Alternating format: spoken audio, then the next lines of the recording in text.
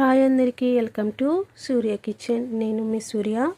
ఈరోజు నేను దోసకాయ టమాటా ఎలా వండాలో చూపిస్తున్నానండి. చూడండి, ట్రై చేయండి.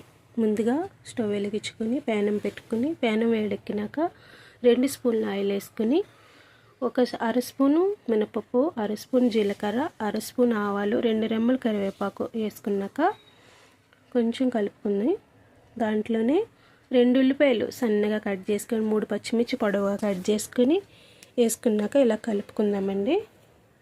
దీంట్లోనే కొద్దిగా పసుపు, రుచికి సరిపడా సాల్ట్ ఇవి వేసుకున్నాక ఒక్కసారి ఇలా కలుపుకుందాము.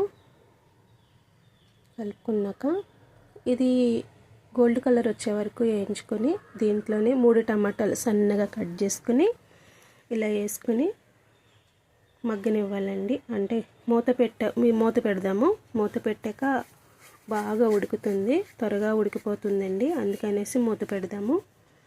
మూత పెట్టినాక దీంట్లోనే కొద్దిగా ధనియాల పొడి, కొద్దిగా కారం, అంటే అర స్పూన్ కారం వేసుకుందాం, ఎందుకంటే పచ్చిమిర్చి వేసాం కదా.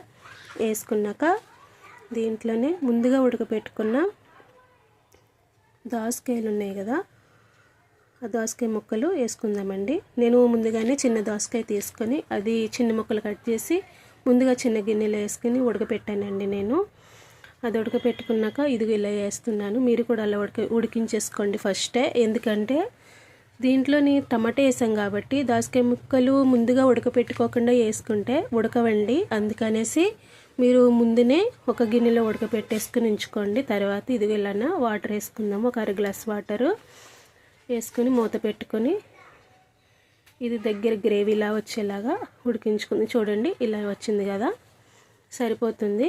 గ్యాస్ ఆఫ్ చేసేసుకుని కొద్దిగా కొత్తిమీర వేసుకొని బౌల్లో తీసుకుందామండి. రెడీ.